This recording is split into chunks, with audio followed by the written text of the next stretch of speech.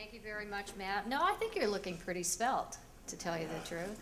Congratulations on this week. I know that it's the best ever after 7 years, and it's a lot due to your hard work.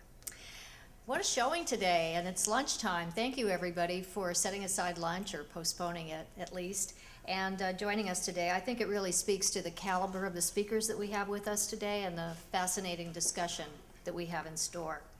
With the recent tragedies of Haiti and Pakistan, I can't think of a more pressing or pertinent topic for all of us in the advertising community to grapple with.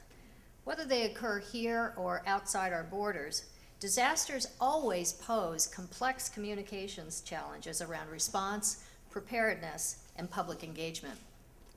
Today, we want to tease out these complexities. This superb panel of thought leaders you're going to hear about how technology and social media are revolutionizing how we approach crisis response and how we can engage Americans long-term once the images of the Gulf spill, Haiti, or Katrina fade away. As always, we welcome your questions, and you'll be in great hands. Anderson Cooper is with us today as our moderator. There isn't another journalist who's more passionate and committed to covering global disasters and not letting us forget that the victims need our compassion and long-term support. And now I want to turn the program over to Dennis Woodside, Vice President, America's Operations at Google, and an Ad Council board member. It's an honor to be co-hosting this event once again with our friends at Google. I want to thank you for your very passionate and consistent support. Dennis.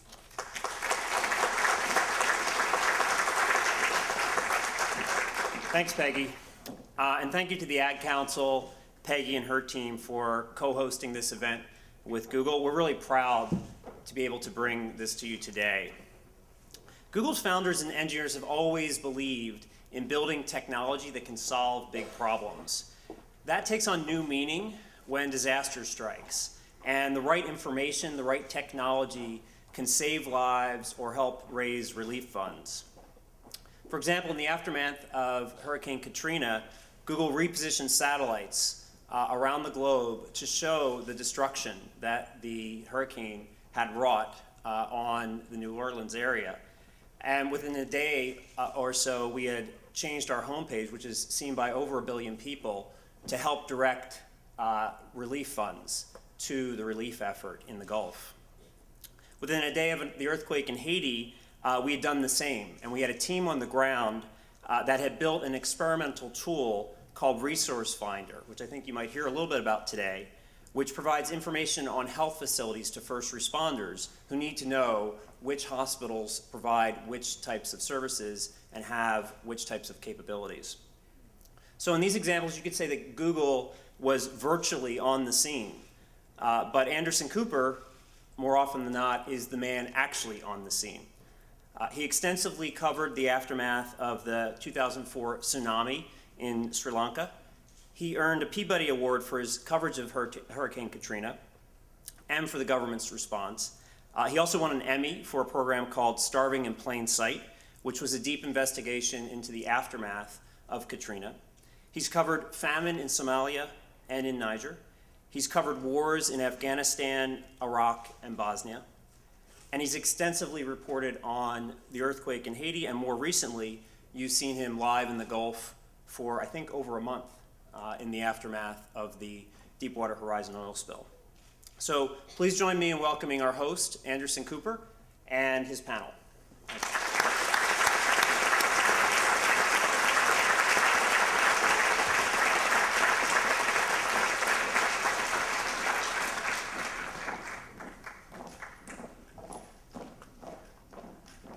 Thanks very much. I'm just going to quickly introduce our panel. I know you have their bios. I've recently started wearing glasses because I turned 43 and my eyes are shot. Prem Ramaswamy is our product manager for Google. Jana Waterworth McAndrew is manager of online fundraising for the American Red Cross. Carolyn Miles is executive vice president and chief operating officer for Save the Children. Tim Shriver Jr. on the end is co-founder of Spread the Word to End the World campaign for the Special Olympics. And Randy Zuckerberg is head of consumer marketing and social good initiatives for Facebook. I'm sorry, I actually got them out of order. I was asked to just talk a little bit for a few minutes about the situation in Haiti and some of the other disasters that we've covered recently, and then talk to the panelists. Also, this won't be for 2 hours, as was said earlier, in case I saw a few people gasping. But we do want to kind of have this be as conversational as possible, so I want to open it. It's going to be open up to questions, and also you can text questions that they're going to show the information on the screen. I think when we talk about Haiti, I think a lot of people think about this as something that happened back in January. If you ask most Americans, that's certainly, when they say the disaster occurred, long ago, more than 6 months ago. But in truth, the disaster in Haiti continues right now as we speak. It's strange to think, but you take a 3-hour airplane trip from New York, and you are literally on another part of the planet. I mean, you're in another world where more than 1 million people are living in camps right now, in these makeshift camps. Many of them are still tarp camps, they're not even really fully tents. They're dependent on food aid, they're dependent on water, they're dependent on all sorts of assistance, medical assistance. And the government of Haiti is either unwilling or incapable of providing the kind of leadership to actually resolve the situation. I mean, you go to Port-au-Prince today. I was there about a month or so ago, and many of our panelists have been there as well, and some of you in the audience as well. There's very little that has changed, at least visibly on the ground. There's a lot of good people working very hard and working around the clock, but visible signs of progress are hard to see. And perhaps also most notably, the billions of dollars in aid that have been promised by governments around the world, including the United States, has not been delivered. A small, tiny fraction, less than 10% of that money has actually been delivered. So there's still a remarkable need on the ground, and people are still dying who don't need to die. People are still suffering who don't need to be suffering right now. So it's an ongoing disaster, and I think that's important as we talk about it to remember that this is something maybe people in the United States are not paying as much attention. The media is not focusing on it as much, unfortunately. But it's still a horror there on the ground for many, many people. We're also now in an age where we get to see disasters more than ever before because of technology. We're able to actually be there. I was the first international reporter on the ground in Port-au-Prince the morning after the earthquake, and because of technology and our abilities, we're able to get to places and actually see sort of the disasters unfold in real time, and that's provides people with enormous opportunity to feel connected to it and to try to make a difference and to try to help. One of the things I've noticed I started doing disaster work in Somalia in '92 when I was kind of a fake reporter. I'd made a fake press pass and I borrowed a home video camera, and I just started going to wars after college because I wanted to be a foreign correspondent and I couldn't get a job, so I thought, well, I should just go someplace foreign. So, which, yeah, it was stupid, but it actually worked. But in some ways, disaster response hasn't changed much since the first time I saw it in Somalia in '92. I mean, it's very much, it's good people sacrificing themselves to try to go to a place and help people. But some of the, there's this enormous technological change. And I think we're really on the cusp of seeing something new and something much improved in how we respond to disasters. I mean, some of the stuff that Google and others are able to do is extraordinary. And so I think part of what we want to talk about today is how to make the most of that and where we move forward. Just a small example, I remember being in Port-au-Prince about 6 days after the earthquake, 6 or 7, and there was a woman named Anna Zizi who was in her 70s who had been trapped in a collapsed building by the National Cathedral. And she was rescued after being in the rubble for 7 or so days, and she was in her 70s, and it was remarkable that she had survived. I mean, it was this incredible story of how it's inexplicable how this woman survived. But it was really surreal being there because I was there while they were searching, and then when they pulled her out, and it was a team of South African and Mexican search and rescue people. And I mean, search and rescue people are heroic, they're incredible, and these guys had risked their own lives to get this woman out. But they were so focused on getting her out, and they were so excited when she got out. In fact, one of the Mexican guys, it was among the more surreal moments, pulled out of his bag a Bozo the Clown wig and nose and giant clown shoes and started dancing around in celebration that this woman had been pulled out, which added a whole sort of surreal element, as you can imagine. And the Haitians who were standing around were like, what the hell is this about? But what was weird is Anna Zizi was on the ground struggling for life, and no one had really thought, well, once we get her out, what do we do with her? And there was no facility for her. So that one of the rescue guys was sort of an EMT, and he got an IV in her, and all these people are taking pictures of her, and no one really knows what to do with Anazizi. And luckily there was a group of Cuban doctors about 2 blocks away, and so a bunch of people took her on a stretcher to this makeshift medical facility literally in a park in Port-au-Prince, but they didn't have the right kind of doctor. She needed a special kind of surgery immediately. She had a crush injury. They didn't have doctors who could handle that, and they had no idea where doctors might be who would be able to do that, where the specialized surgeon might be. And I mean, all the reporters who were there covering it kind of left the story, they had a happy story to put on the news that night that Anazizi got rescued.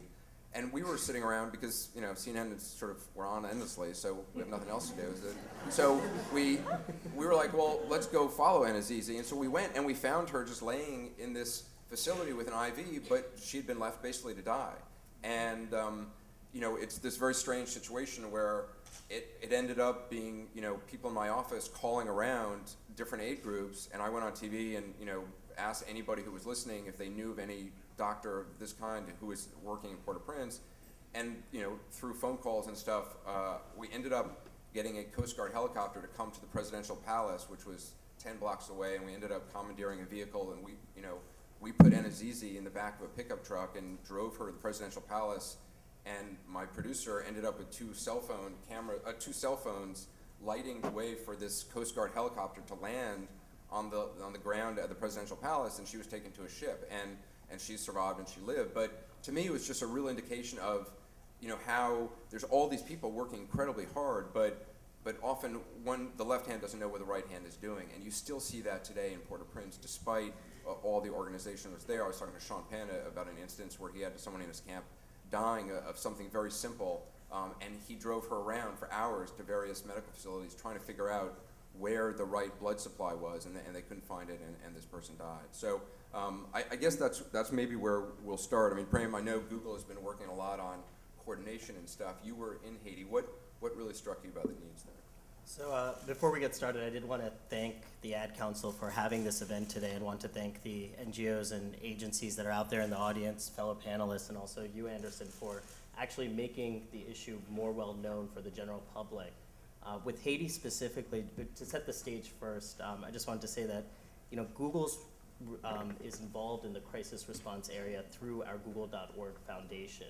And when our founders went public initially, they wanted to devote 1% of Google's resources towards solving the world's most pressing problems, but utilizing our unique strengths in engineering to do that. And so when the Haiti earthquake initially happened, we mobilized kind of a global team of volunteers, and that's slowly become an actual team inside Google that now is tasked with trying to figure out how technology can best help during disasters. We have a short video that explains some of the stuff that we've done in Haiti. If we could cue that up, that would be great. On January 12th, a 7.0 magnitude earthquake struck Haiti. Google's crisis response team joined recovery efforts mobilizing around the world to assist earthquake victims. Google launched a landing page featuring organizations that were accepting cash and in-kind donations, news and relevant links, aerial imagery, and the ability to upload user-generated content such as YouTube videos. The page was launched in 12 languages and featured on the google.com homepage for over a week to help drive awareness and provide practical ways for people to help. In addition, Google displayed up-to-date, high-resolution imagery over the disaster region in our Google Maps and Google Earth products. We published a large set of imagery from our satellite providers. We made this data available for download for any third party to utilize. People used our imagery to do damage assessments and be able to identify refugee camps. There's also a layer showing hospitals in Haiti. A team of Googlers traveled to Haiti 2 weeks into the disaster. We stayed next to the Pétionville golf course. 6 months before the earthquake, it looked like this. A day after the earthquake, you can see people have started moving out of the neighborhoods because their houses are either destroyed or structurally unsound. 13 days later, it was one of the largest refugee camps in Port-au-Prince. With Google's unique understanding of the internet, we were able to quickly assess the problems with Haiti's network. The red X in this photo indicates a downed fiber link coming into Port-au-Prince.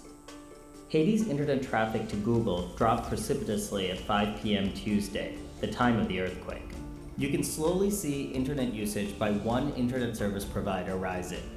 Google made a donation of hardware to Haitian internet service providers as well as the nonprofit NetHope, whose mission is to outfit other nonprofits with stable internet connections. The effect was immediate. Within a week, traffic at 3 major internet service providers returned to almost 50% of initial levels. Google continued to assist the United States Agency for International Development in their decisions to help foster a healthy internet ecosystem in Haiti. 6 months later, Haiti's internet traffic has bounced back to pre-earthquake levels. In addition to our contributions, numerous other technology nonprofits helped the victims of this disaster. Haiti, along with Frontline SMS, was able to launch the 4636 SMS shortcode to allow victims stuck in rubble to communicate for help. Over 150 individuals were saved, and an SMS shortcode was launched in the US, which raised over $40 million, a record for any single collection effort. A worldwide engineering team of volunteers built the Google Person Finder tool within 72 hours of the Haiti earthquake. Working closely with nonprofits, news organizations, and the US State Department, Person Finder's aim was to create a common database for all information pertaining to missing and found people after the Haiti earthquake. There were over 60,000 records in the Haiti database. The tool was implemented again after the recent Chilean earthquake. In Haiti, we saw doctors improvising, forming plans on whatever was at hand. Cardboard, dressings, even the floor. During a disaster, information becomes the most important of currencies. Doctors need to know where the nearest clinics are and what type of facilities and specialists are available. We heard the story of a doctor who amputated a child's limb, unaware of an orthopedic surgeon in the next camp. I mean, this is triage at its original meaning, basic level. Send home the ones that are going to die anyhow. Send home the ones that are going to live anyhow. Try to take care of the few we can take care of. So we created a resource finder application that allows clinics to provide real-time information on their facilities, free beds, types of doctors, and more. Most inspiring of all was what we were able to glean from the spirit of the Haitian people. Every night at the refugee camp, we partook in an open-air church service with almost 10,000 attendees. We never expected to see such amazing smiles in the middle of such tragedy.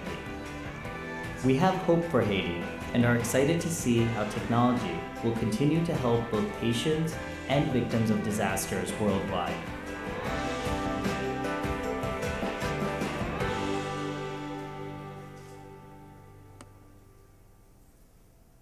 So from your perspective, what worked best and what didn't work? So I think you pointed out some of the things that didn't work very well off the bat. If I could draw some of those spots, they would probably be getting all the organizations to know what everyone else was doing. We heard this the best from the UN, and they refer to this as the 3 Ws, who's doing what where.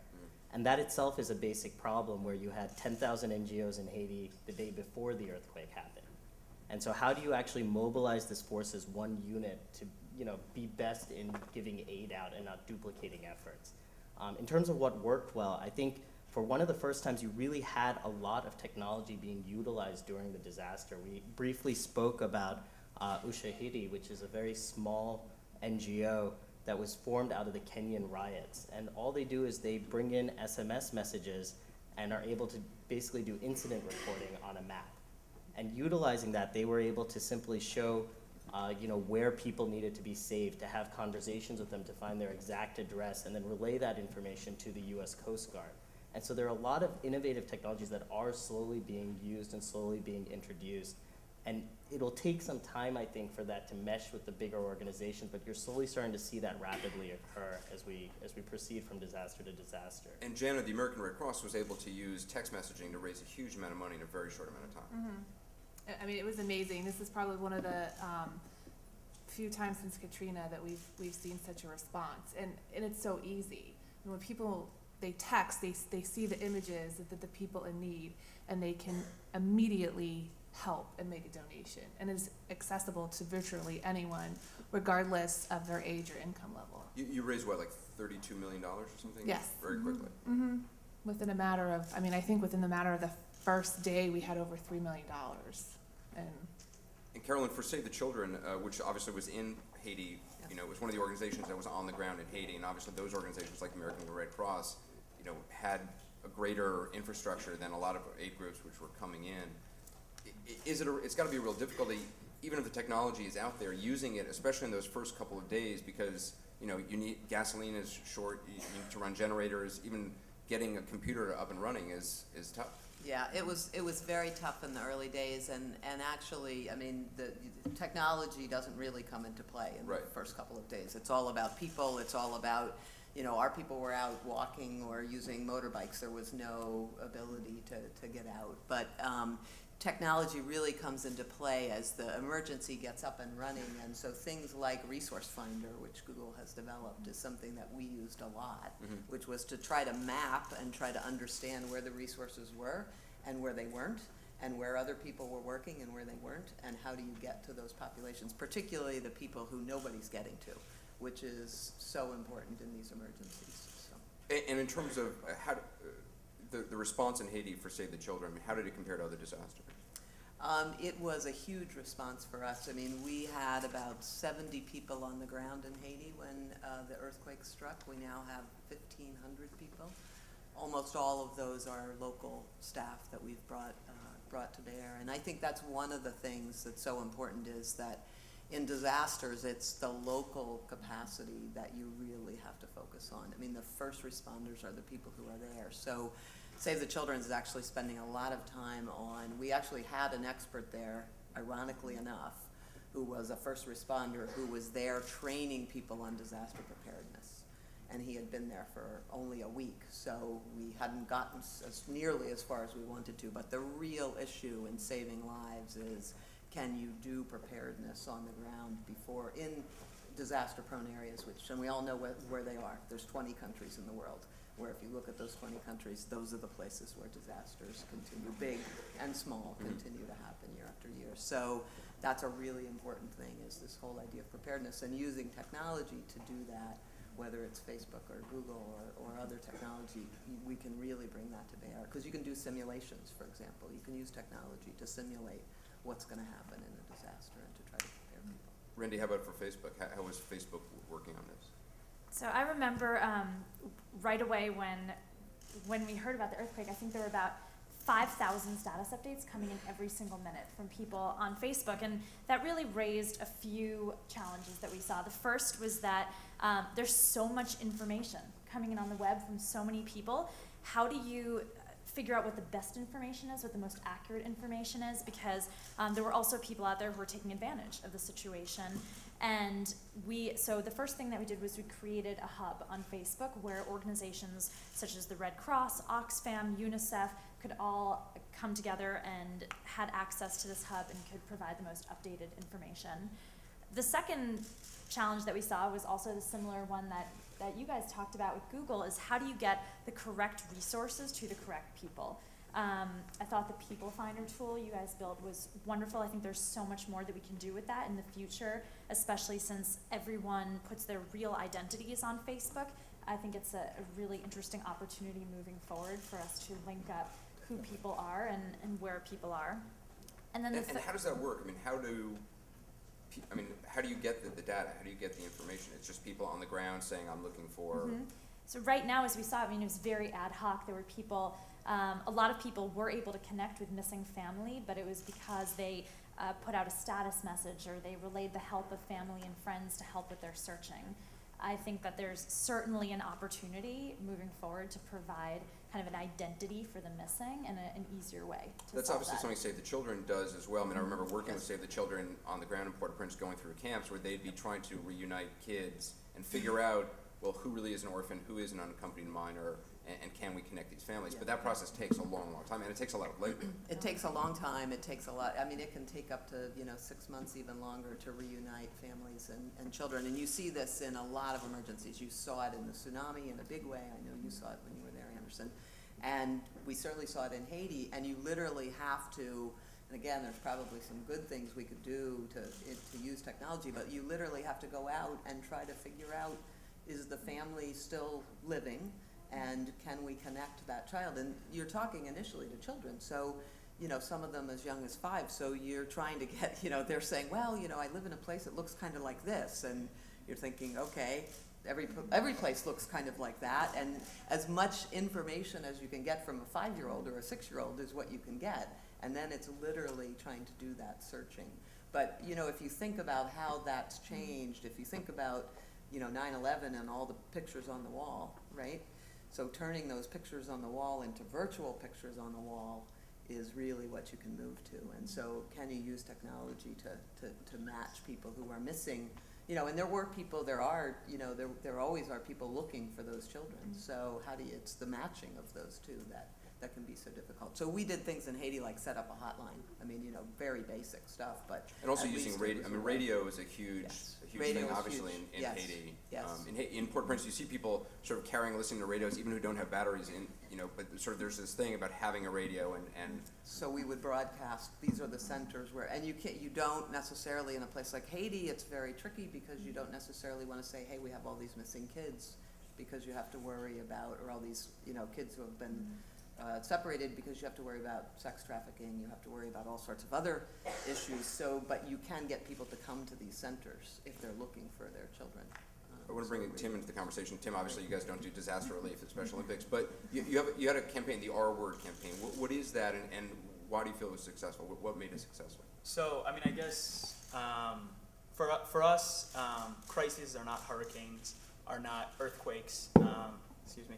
In the context of what we believe is a major social movement, which Special Olympics is a leader in, a crisis is when a news anchor or a president or a chief of staff gets on some sort of public address and makes a derogatory comment about someone with intellectual disabilities, or more specifically, use of the word retard or retarded. And so that for us is what has become kind of crisis mode. I appreciate the fact you didn't look at me when you said news anchor. Well, we've got an example of a different news anchor. But so basically, the way the campaign started was a few years ago. I sat down as an intern at Special Olympics with another college student, and we decided that, having grown up as part in the movement, having grown up with siblings and family and friends with intellectual disabilities, the word retard was more than just a casual term. The word was derogatory, the word was dehumanizing, the word was degrading in every sense of the term. And we decided we wanted to do something about it. And we decided it was a college student issue. It was an issue that we thought was most common on college campuses, and at the same time, on college campuses, you had the greatest opportunity for activism, the greatest opportunity to really engage people. So we decided we were going to start a campaign on college campuses, and that was about it.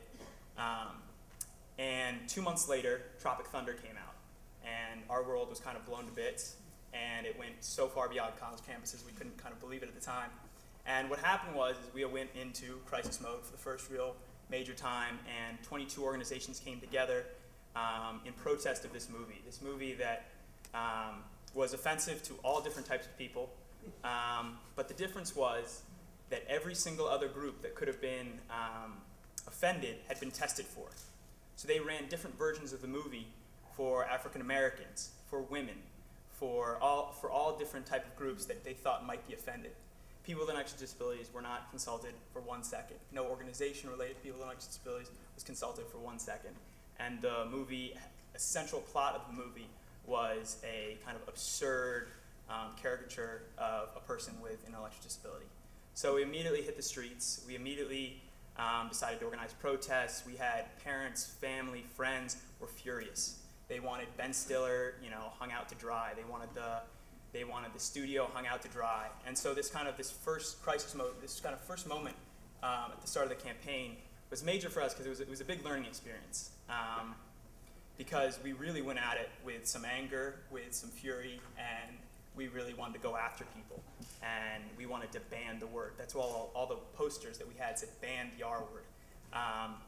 And although we did have some success, the studio immediately took down one of their promotional websites that promoted this line of the movie.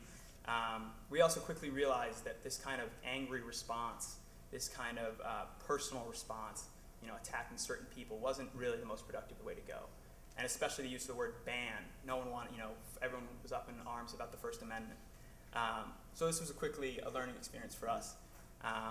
But we continued on and decided that, we needed to craft a message around this and craft this campaign. So it would be teaching. It would be create teaching moments for people to understand what we were about. And so we decided to start creating an annual day of awareness every March, led by college students, but it spread down to K through 12 schools, all the way up through community centers and job places, with thousands and thousands of people involved. But we've actually gotten lucky with kind of successive crisis moments just at the right time for us. So the one clip we have is from about a month before our first awareness day. A person on Bill O'Reilly's show got on and used the word. And we were in the midst of the Special Olympics World Games. The people we were with, once again, wanted justice, wanted to be heard. And so we actually had a group who I had worked with. It's called the Youth Activation Committee, which was all high school and middle school students that wanted to do something about it. And you'll see in this clip exactly how they went about doing that.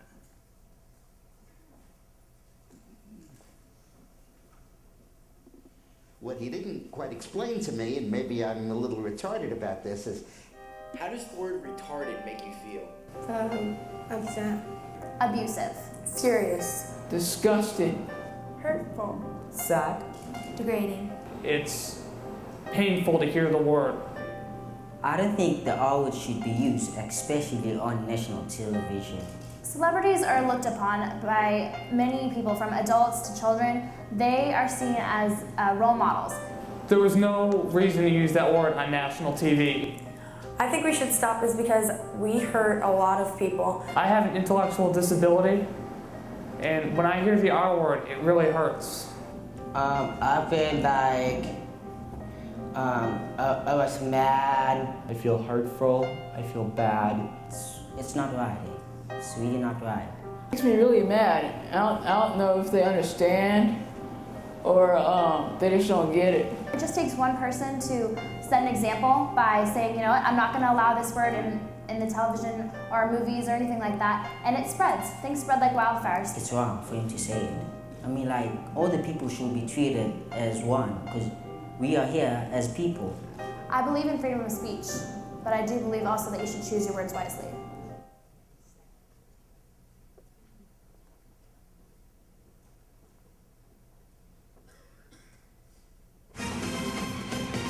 Check 3. On Monday, Dick Morris said this. what he didn't quite explain to me, and maybe I'm a little retarded about this, is how are you going to get banks to give people car loans when the government is elbowing them aside and getting to the head of the line to finance $1 trillion deficit? Well, actor John McGinley from the hit show Scrubs and the Special Olympics people contacted us objecting to the word retarded. And we understand that word stigmatizes millions of people. Dick Morris is speaking off the cuff, but we are sensitive to the point. Shouldn't use that word.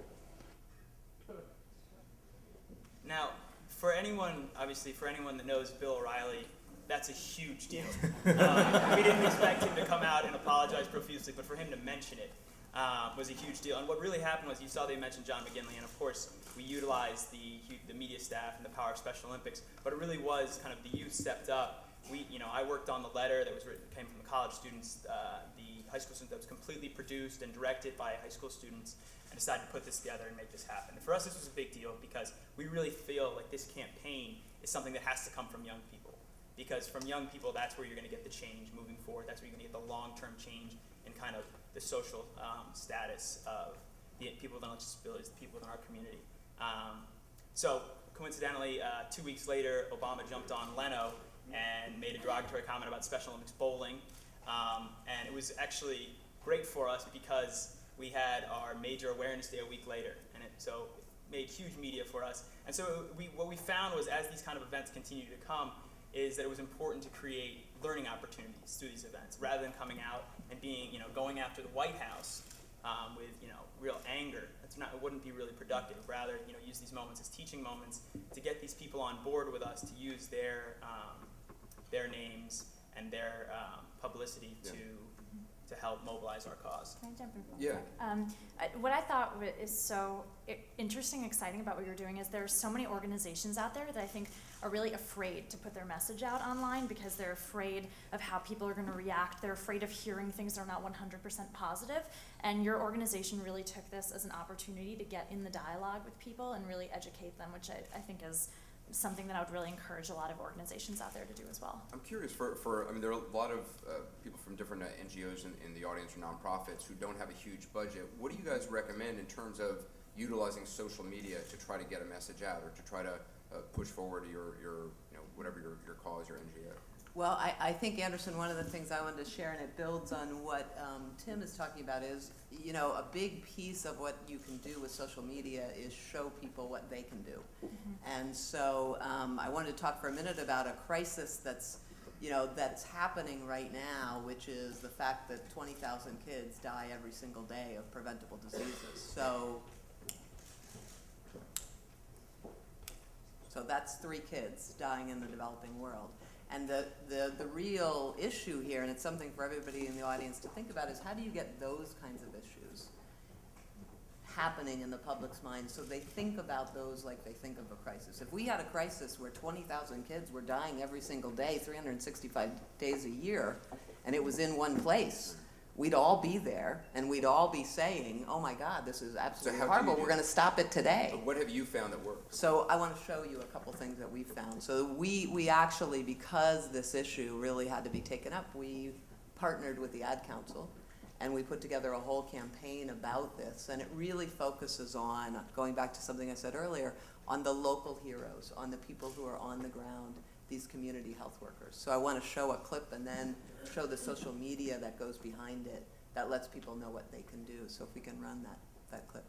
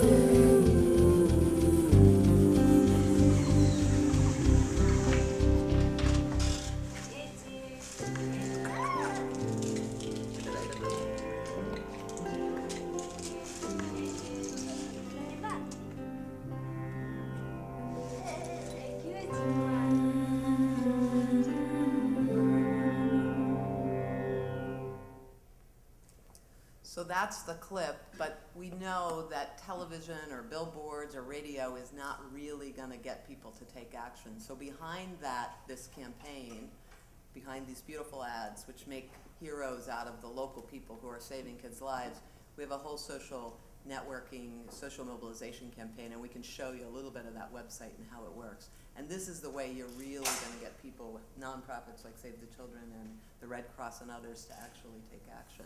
So when you look at this website, you start by seeing really more about these local health workers, these local heroes, and you get to read about them, and you get to see who are the children that they're meeting today, and who are the children that they actually were able to. You try to personalize it. You try to personalize. You have to take people there, because the only way you're going to get people to react to some of these more what you call silent crises is to take them there. So you do take them there, and you get them to meet the kids, and then you actually give them ways that they can get involved. So you do things, you show them what they can do, something simple like providing antibiotics or a bed net when kids are dying of malaria or pneumonia, or training a community health worker like the one you saw in the ad.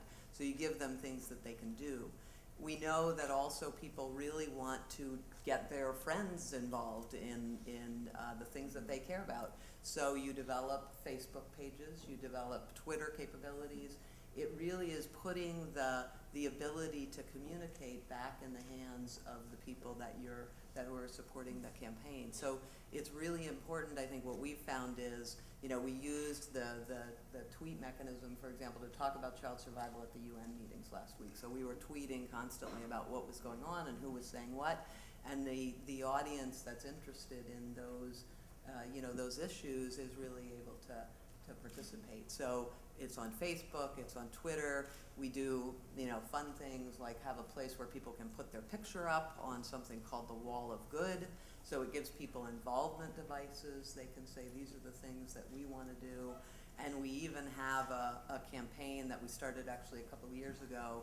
One of the reasons that babies die is of hypothermia in a lot of places. And something as simple as a little knit cap can save a baby's life. And so we've taken that campaign viral called Caps for Good. The first time we did this, we had 300,000 knitted caps that were sent to our office. So it's all about giving people something that they can do. How do they get involved, and how do they feel connected to what's going on? And in our case, how do they feel connected and empowered that they can actually do something to save the life of a child? So it's interesting, social media, huge opportunity. It's the same thing in terms of telling a story, telling a news story is, how do you tell the story of 250,000 people dying, in a few hours in Port-au-Prince? You don't really tell that story. You tell the story of, one person being dug out of the rubble. You tell the story of one person being buried and try to sort of, the camera lens is too small to try to encompass the entire thing. Janet, for the Red Cross, how do you use social media? Do you find that personalizing things works? What works in terms of mobilizing people? It's really just getting the information that people need out there. From some of our research tells us people don't know how to be prepared, and it's really quite easy. And social media is, the fourth most popular way that individuals receive their information, behind TV and radio and .com news sites. So we're constantly receiving questions on how do I make a kit to be prepared, or where's my nearest shelter. I'm in a disaster area. And it's also, as you mentioned, for the younger people, that other ways to become engaged in terms of blood drives, how to organize a blood drive. And so they just want to reach out and be a part of a community and receive that information in a fast and timely manner, and not have to kind of cumulate through a whole website to get what they want. I guess to Prem and to Randy, what do you guys recommend to folks out there who don't have a huge budget but want to use social media in some way? You want to go Sure. first? Sure. I get asked this question probably every day. I have $0. How can I make an impact? So I got 3 tips for everyone. The first is, get those notebooks out now. The first is virality. You want to do anything that you can to get people. Yes, you want to get people to tag themselves. It is now. Yeah, it is now. Get people to tag themselves on Facebook. So just to throw out some examples, a lot of organizations do like a 5K charity walk or run or an event. Have a photographer taking photos of every person who crosses the finish line, or everyone. Put it on your Facebook page and tell everyone to go there to tag themselves. Because every time that someone tags themselves in a photo, it shows up on their wall, it shows up in the hundreds of their friends' news feeds also. Another thing that you want to do, I think video is really powerful, as we've been seeing today, and it doesn't even involve having to produce a beautiful video on your own. You could open up your laptop with your webcam and actually just sit there and do a chat. So for example, someone who does this is Bill Clinton. He, almost every day on his Facebook page, he answers people's questions.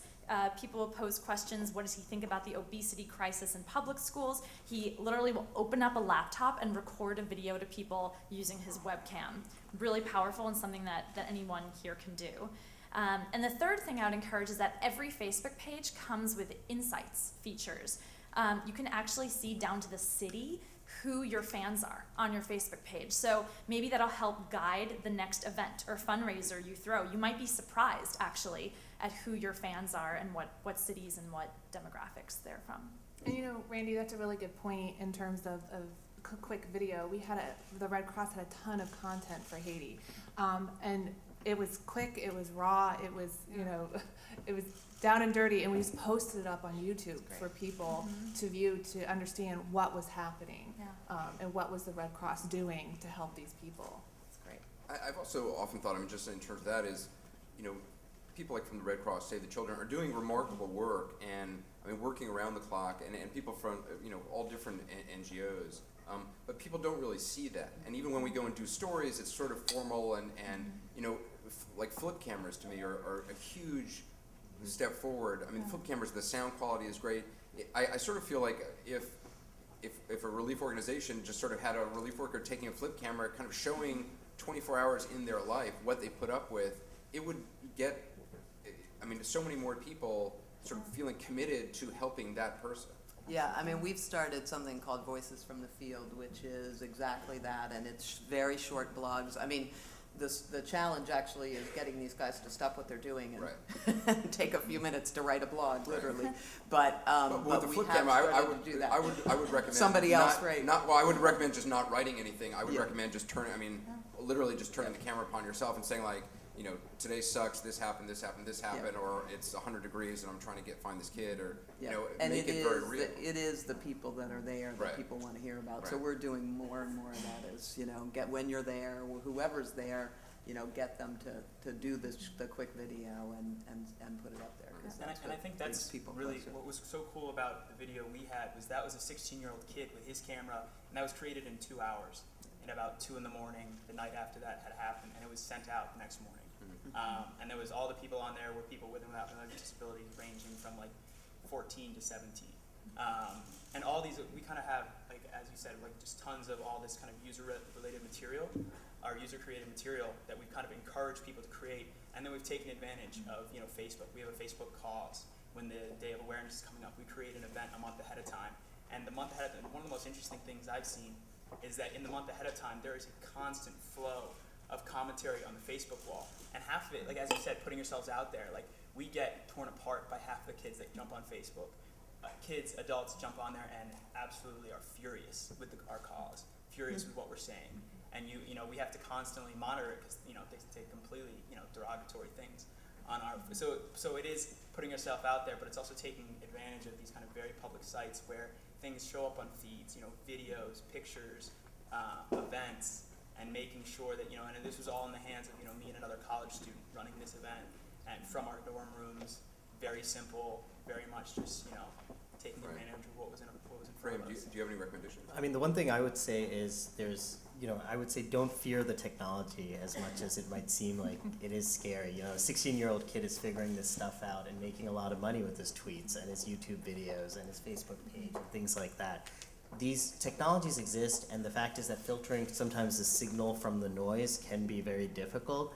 But on the other hand, you do have this great opportunity to connect very closely with your donors, get kind of that repeat interaction in there. And not just your donors, but also your volunteer base. One other thing I would say is it's not just build it and they will come. It needs to be engaging. It needs to want people to come back for more. You want to keep the content fresh, as I think you said you were constantly updating videos, because if that content is fresh, people will come back because they're interested in it. And many of our platforms even have advertising campaigns. I know Google has a Google Grants program specifically for nonprofits that I think gives you $10,000 in free advertising a month. And I would say utilize this stuff. It's money on the table. Try to utilize all $10,000 of it if you can to drive traffic to your sites. And that's a great point for the Red Cross. We had a huge outpour, obviously, of generosity. And with that came a new wave of brand new supporters to the organization who hadn't previously supported us before. So one of the items that we're working through is how do we keep these individuals continuing their support of the Red Cross, getting them familiar with the other types of services that we do, you know, within the United States and with outside of the United States. And it's trying to find that right mix of information that's a value add to their life, keeping them informed of what we did and what we are doing in Haiti, because that's how they came to support us, and making sure that, you know, they have feel like they have an intimate relationship and it's an organization that they can trust. I'm going to open it up to questions pretty soon. Also, you can text questions that will be taken. But you bring up a point, and I'd like to hear others respond to the question of how do you keep people interested after, the media has moved on, after the story's no longer in the headlines. It's one of the most frustrating things for reporters is when you're on the ground, say in Haiti, the first week you can see there's a lot of interest in it. You're getting a lot of emails, a lot of tweets, you get ratings and stuff. But it gets to about a week and a half, and it starts to tailor off. And there's nothing worse than that feeling where you just know exactly what's going to happen. After a few more days, fewer and fewer people are going to watch, and then ultimately you're going to be sent home because there's not the level of interest that there once was. So how do you keep that level of interest going? I mean, I think one of the things you really do have to do, and Janet started talking about it, is you've got to show people what their interest has produced so far. You got to show the results. Show the results. You have to show the results, and you have to also go back, I think, and show the results. I mean, one of the things that we did after the tsunami, there was a little girl who was separated, going back to that reunification point that we were talking about earlier, and we reunited her with her father. It was this great story. It was, a couple months after the tsunami. We went back, actually, and did a story about her a couple years later, and we sent that out to all the people who had supported us through the tsunami and put it on our website. And you've got to make people feel like they actually made a difference when they cared about it the first time, right? When they cared about it initially, and that there are still all these needs out there. I mean, you got to have both of those things. You have to say, here's what we're doing, and here's how it's working, and here's the things that still need to be done, and try to get people's interest to continue. And technology gives you great ways to do that with video and blogs and voices from the field. So. I would also add that you will get that tapering. That's going to happen. In the first days after a disaster, you have millions of people who are just interested in the news stories. But the key is to keep the targeted engagement, I think. If you're able to get the targeted group of people whom you can mobilize, whom you can get to be repeat donors, whom you can get involved from a volunteering perspective. So you might not have the same number of traffic in terms of visitors, but at least hopefully you can get the correct visitors or the targeted group of individuals who can make a difference. I want to see if anyone has a question there. My name is Nick Clausen. I was fascinated by what you earlier pointed this large organization a lot, but all right, thank you. Thank you. Large organizations will do a lot, but individuals play such a wonderful role so often. I thought, as you were talking, you made a point, Anderson, earlier at the beginning, about individuals. When I was a little boy, after World War II, my grandparents owned a series of delicatessens in New York City. They were German immigrants from the late 1980s and early 20th century. My grandmother made me take packages once a week on a little wagon, a child wagon, to the post office to send to relatives in Germany every week to supply them with food and needs. It was an individual, small, but it kept on going on until I was going crazy doing that for a year. Later on, I spent 20 years going in and out of East Germany and seeing how the bombed area was when everything was built up in West Germany. I got to ask for the question. And I just wanted to make one more last day. Right now, we're doing something for orphanage through the Business Marketing Association, which I'm executive director, president, to help an orphanage in New York City. But every little way that you can help, it doesn't have to be this massive thing. Every little way, and individuals participate. And I've been just fascinated by individuals doing these things. Anybody want to? Any other here, down here, up there?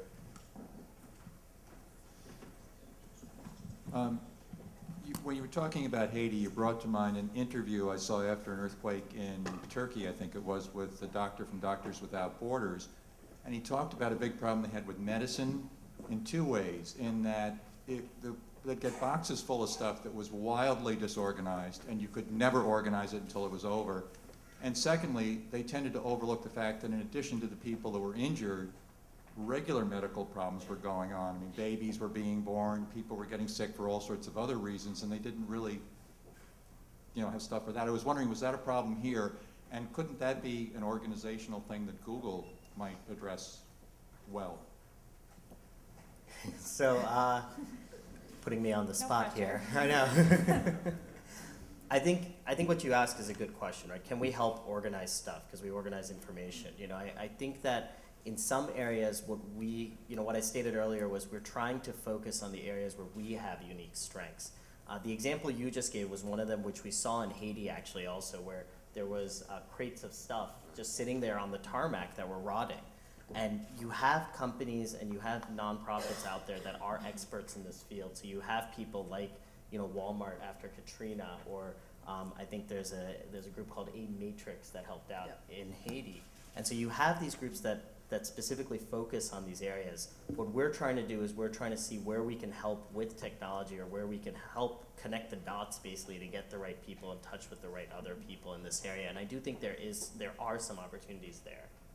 Well, and just to add a little bit, this whole issue of gift and what we would call gift in kind, which is products and supplies, people like Aid Matrix are trying to actually link who needs what with where are those products and how can we get them together. So your second question about the ongoing health needs, certainly you see that in any emergency. As soon as you set up a health clinic, not only do you have people who have been affected directly by that emergency, but you have all the people in the community who need health services, women who are, there were something like, a couple thousand women who gave birth within a day after the earthquake in Haiti.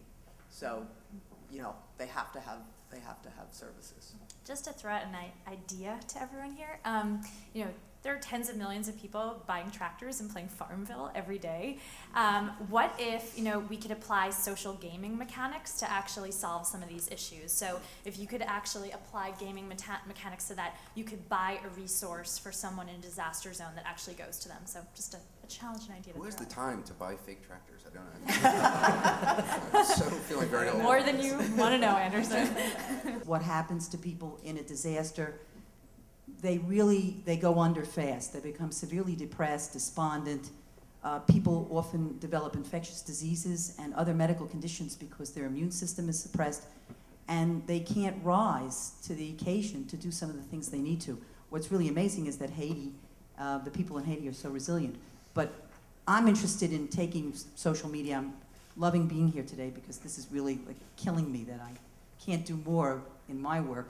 But I'm really interested in making some of these non-sexy topics, especially about people's mental health, much more exciting from a social media point of view. And I'm wondering whether some of you could comment on that. Depression isn't fun. So I think, part of the thing is what we talked about earlier. I think a lot of examples that were given by, for example, Tim's organization that has gone ahead and created kind of engaging videos which regular users can create. There are platforms for video creation that are now so easy that anyone can do them, can use their phone to make them. And I think some of these things really draw a point. It's all about getting your message out there, advertising it if necessary, or even passing it on to the right targeted group of people and getting them to spread the message for you. In Haiti, it's a little harder if the message itself is for the country of Haiti, where you have a very small percentage of the population who's online. We worked closely with an organization called FilmAid, who's down there, and they do some great work in getting public service announcements out to the people. Just drive a truck, throw up a huge screen, and show a movie with a nice public service announcement in the middle. They work in a lot of the camps, like in Sean Penn's camp. Yeah. I think kind of obviously not in the context of Haiti, but we kind of deal with that same issue, is getting people to pay attention. Because obviously Haiti is very easy to pay attention to, at least for the first week, for many reasons. Everyone would pay attention, but with the R word is something that's really for us is a problem within a small, it's a pretty big community numbers wise, but it's an isolated community. So probably most of our effort goes into just getting people to believe that it is an issue. And so I think the biggest way we work to do that is to have user-related content, user-generated content, that just demonstrates the effects the words have, and really face-to-face interactions with people, and to explain exactly what that word means to them. And that's really been the most effective for us. You have people that say, I had no idea. I've used the word for 40 years, and it's never meant a thing to me, but then I just take 30 seconds, see what this means to this one 18-year-old kid or this one 30-year-old man, and suddenly they get it. So I think it's really important to demonstrate to people the effects of it in dynamic, engaging ways. I would also say strength in numbers. So there's probably dozens of other groups on Facebook or other sites that might not be dealing with your exact issue, but a related issue. So if you reached out to the administrators of those groups or pages and banded together to tackle this issue and give it more visibility, I think that would be pretty powerful. Got a number of text questions, which I should get to. One of them was about what percentage of the money that had been promised by by donors around the world, by countries, has actually been delivered to Haiti. The text question said they'd heard about 1%. The last figure I heard was about 3%. So for the first 6 months, I think it was some $10 billion that had been promised, roughly. Only about 3% of that has actually been delivered. So, the Haitian government, when you say to them, well, look, why are you, Haitian government has been taxing charity supplies that go in through the airport. If you bring in supply, I brought in, $5,000 worth of shovels and stuff for Sean Penn's group because he asked me to. It was held up at the airport because they were going to charge us a 20% tax on that, which seems insane that they would be charging charities for bringing in groups. Or if you bring in vehicles, they hold those vehicles for weeks and weeks and weeks, and you pay storage fees all the time. So that's one way that they've been generating revenue.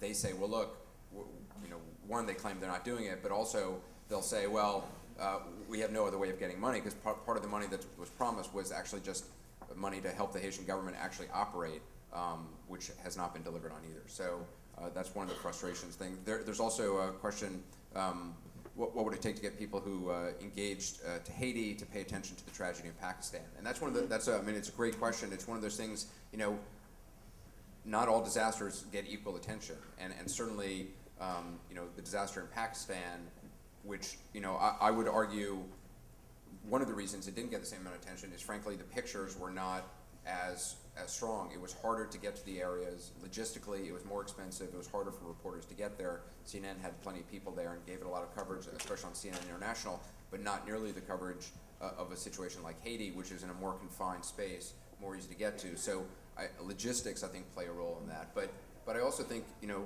why do you guys think Pakistan did not ignite the same kind of interest? Yeah, I think there were a couple reasons, and I was in Pakistan a couple weeks ago, and I think one was certainly the media issue. Right. So you didn't have you didn't have people going out to the places, although there was some very dramatic. I actually saw a video that one of our staff had taken. It was very dramatic in the northern part of Pakistan, but nobody captured that. So that was one thing.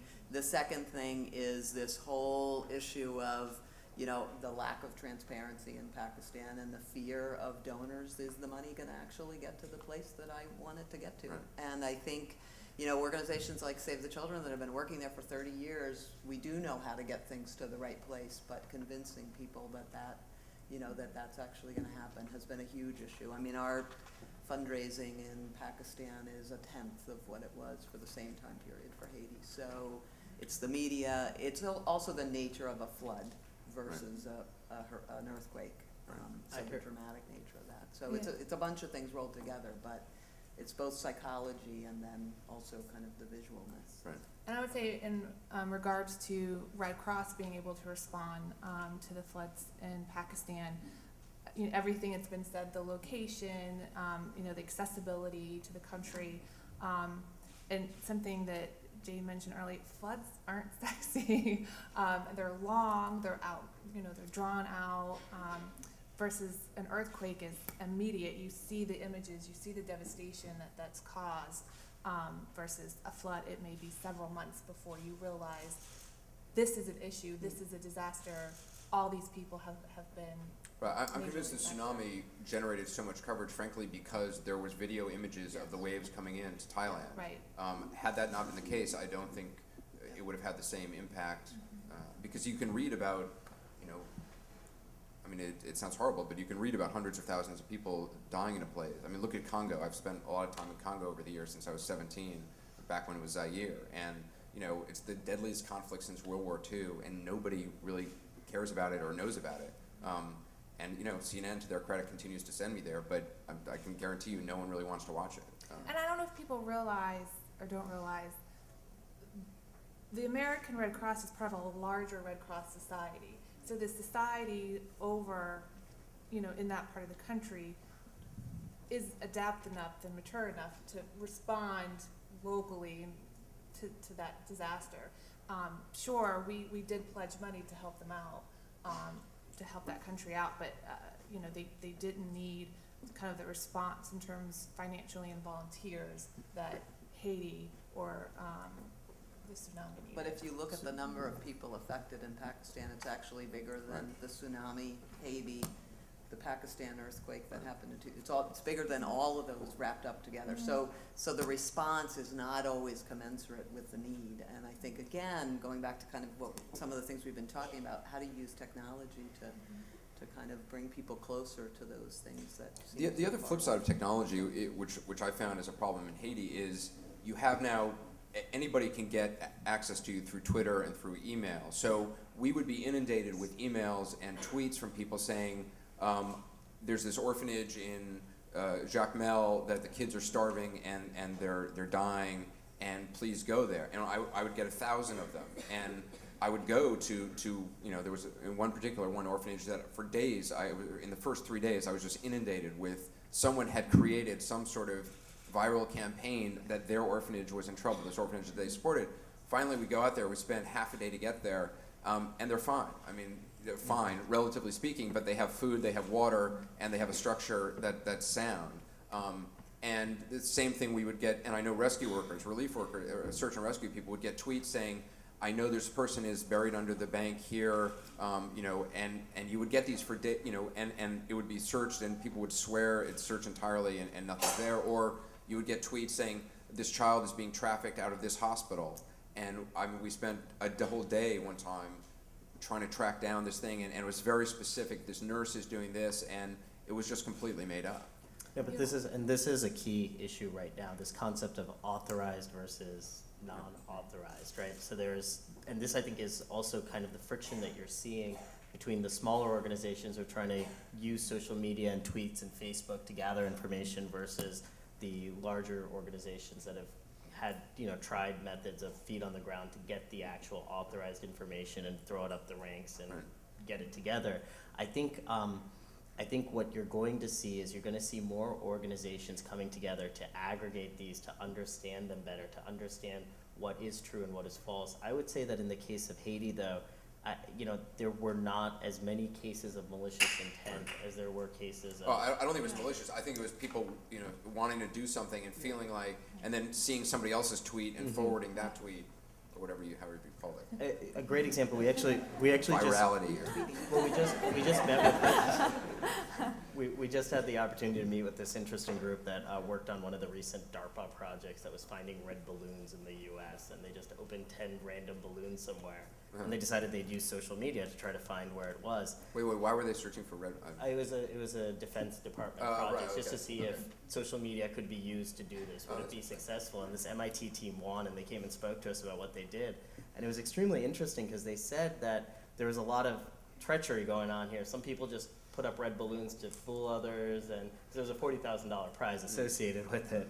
And so one of the things they did very quickly was they showed us their map of where they got reports saying there were balloons, and they very quickly just said, okay, is it coming from the right location? Is the person actually doing this from the location of where it is? They were quickly able to filter out all the false reports. And so this is a small example, but there are little things like that technology-wise that I think the technology will improve to be able to filter the signal out from the noise. And I finally feel like we're starting to be at a place where it was like every incident was a one-off. It was like, let's all scramble and do what we can. I feel like we're just starting to be at a place where we're actually learning from our experiences to move forward and actually be able to apply useful things for next time. Well, we are. They've been there for a while. No, I was saying on the technology side, not on... Yeah. I want to go back to the point that you made. I understand it kind of affects everyone on the fundraising side. I think there's this donor fatigue after a while, and one of the things that contributes so much, we see Katrina, people give hundreds of millions of dollars, and we see trailers where people aren't living and they're never lived and they're just sitting there. Haiti, we see, all this money is going, and then you report 1%. So how do you communicate with donors? How do you, at the Red Cross, Save the Children, that, yes, we raised $32 million, and what is happening? Because I think there's this gradual effect of, I keep sending money, and yet I see this happening. And at some point, you know, you talked about transparency in Pakistan, but, you know, we're talking about New Orleans. So how do you, you know, combat this so that people are encouraged to give and feel like it's going to the place they want it to go? In regards to the Red Cross, you know, we definitely try to keep our content up to date on what we're doing even 5 years later in this area. We have yearly donor reports that list exactly where the money has been spent and the progress that we've been doing. But to translate that into having someone who supported a national home disaster such as Katrina, and then translating some relevancy into supporting an earthquake in Haiti, it can be a challenge at times. And again, as I mentioned before, it's just really making sure that the information that is being communicated in whatever channel, text, email, TV, radio, is a value add and is what the donor is looking for. Yeah, I mean, I do think it's two things. One is the individual organizations being very clear, what did they use the money that they raised for? And so, like the Red Cross, we are very diligent on saying, here's what we've set up a plan, here's what we used it for, here's where it worked, here's some things that didn't work so well, but this is how the money was used, because I think it's important to tell people what didn't work as well. But the other thing is there are organizations like Interaction, which is one that actually brings together all the NGOs. So for Haiti, for example, they've just done a project which actually asked all of us being a whole bunch of NGOs that are working in Haiti, to say, how did you guys spend your money? What did you spend it on? What are the kinds of things that you were doing? What does it all look like, at least when we look at the NGO world? So, and you know, the funds that Anderson was talking about before are not these same kind of funds that have been raised by individuals. Those are the funds that have been programmed for the most part.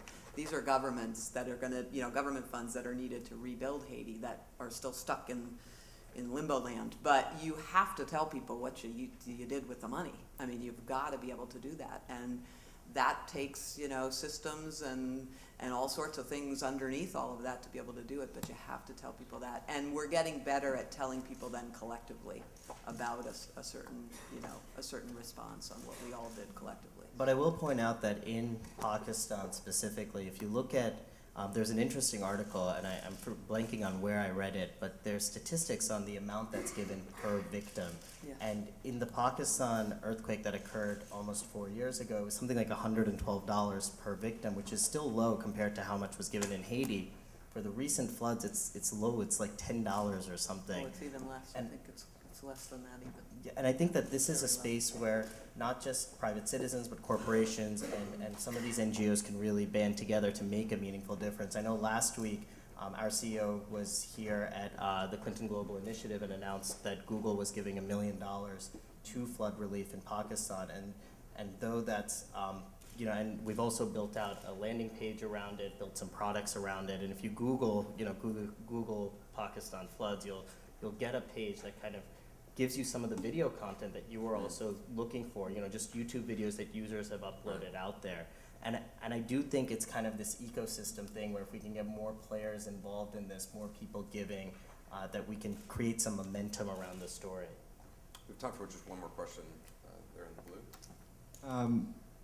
blue. As far as social media pertains to nonprofits, I've noticed that one of the things that is most challenging is I've seen it referred to as slacktivism, which is you could have someone you could have 1,000 likes on a photo of your cause on Facebook, or you could have 50,000 people view a video of your supporters doing something great.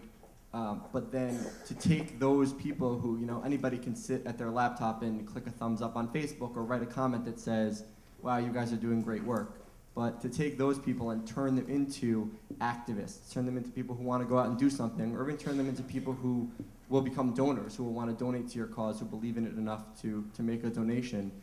What do you think are some ways to sort of make that transition from someone who just admires your work to someone who really, wants to become a part of it or wants to make a donation. This is my second new favorite word today, slacktivism. It's a whole new vocabulary. Yeah, recommendations?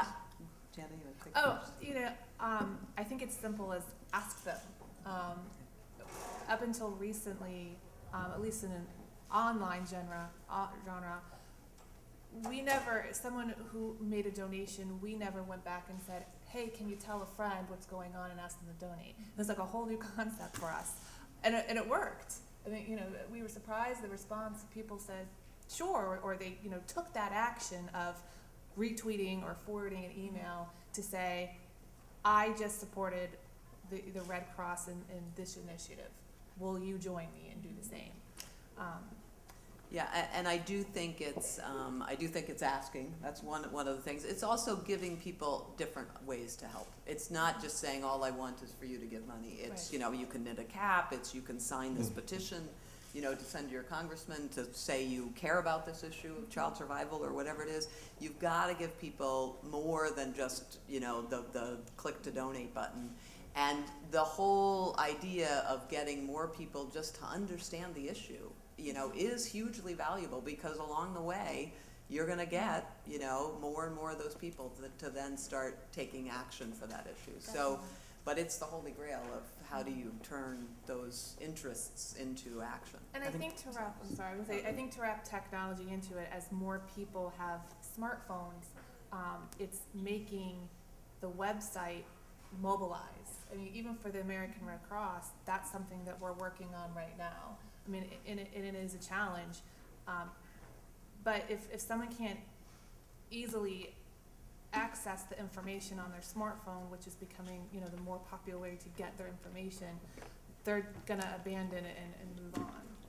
And I think for us, we focus, as you guys have said, focus on having very specific action items for people to do, and make them as easy as possible. So first of all, in the context of our campaign, we have a website, which is, it's the rword.org, and it's just a pledge site where you go on, you write a message, and you pledge never use the word again, and to tell your friends to do the same. And there's a counter, and it's kind of big to have this big counter that says, we have over 100,000 signatures. And so that's a very easy, takes no less than 30 seconds to go on and do. And then from there, if you're still interested, then first of all, there's events. There's events you can go take part in related to the R word, and then furthermore, just related to Special Olympics in general. So have those events right there so you can come take part. And there's very specific action items you can coach, you can volunteer, or you can give. So you just have very easy things, and have them laid out visually in a way that makes them easy for people to do, to see what their options are, and to make a quick decision. It takes no more than food. I would actually say that the beauty of social media is that it gives people so many dozens of opportunities to get involved. It's not just donating your money and your time. It's like donating your identity or donating your reputation to something. So I wouldn't underestimate the value of that person clicking like or making a comment, because then maybe they're not making a donation right now, but maybe their 500 friends are now seeing it in their newsfeed. So I would encourage you to take a more long-term focus on this and see maybe that person who's clicking like isn't going to donate today, but maybe they're going to donate a few weeks from now or a few months from now. And of course, the other part that was said, as much as possible, have a how you can help section. Yep. Put little blink tags around it and stuff, make it obvious for people. I want to thank all our panelists and the Ad Council and Google for sponsoring this. And